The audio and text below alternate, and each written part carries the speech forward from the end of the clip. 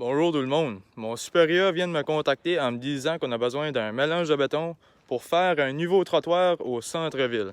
Puis moi aujourd'hui dans cette vidéo, je vais vous présenter les ingrédients qu'on va avoir besoin pour faire notre trottoir au centre-ville aujourd'hui. Je vais effectivement vous parler de notre finition qu'on va faire au béton après la coulée. Dans un mélange de béton, il y a 4 ingrédients principaux qu'on utilise souvent. Il y a les granulats, le ciment, l'eau et l'air. Dans les granulats, il y a 2 catégories, les gros granulats et les granulats fins.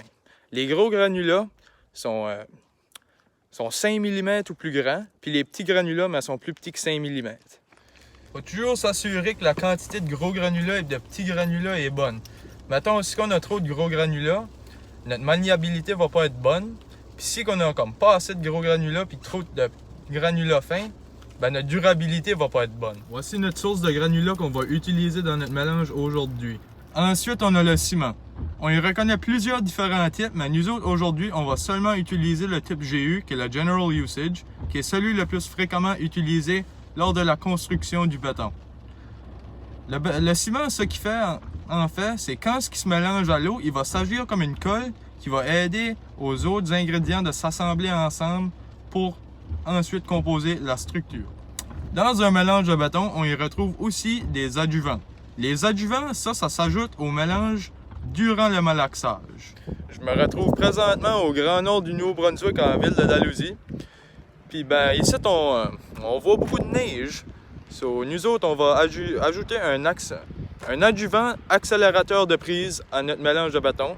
Puis ça va permettre au béton de durcir plus vite afin de protéger le mélange contre les températures froides que l'on voit fréquemment ici. On utilisera effectivement des adjuvants d'air entraîné dans notre mélange de béton, car là, les adjuvants d'air entraîné au mélange, ils donnent une meilleure résistance au cycle de gel et dégel, de quoi qu'on voit fréquemment ici au Grand Nord du Nouveau-Brunswick, surtout dans le début de printemps.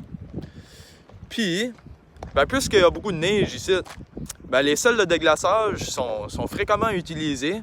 Donc, les adjuvants d'air entraîné, ils donnent une meilleure résistance aux sels de déglaçage.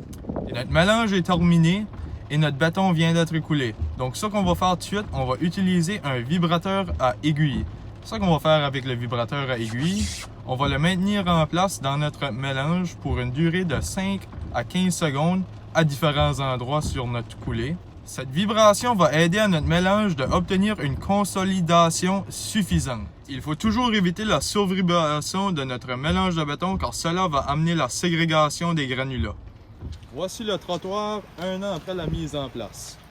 Comme vous voyez, le trottoir paraît bien après une grosse hiver où il y a eu beaucoup de cycles de gel et de dégel ainsi que des sels de déglaçage. Mon supérieur était très fier de la mise en place, du mélange ainsi que de la finition du béton. Merci beaucoup de m'avoir écouté aujourd'hui. Salut les boys and girls!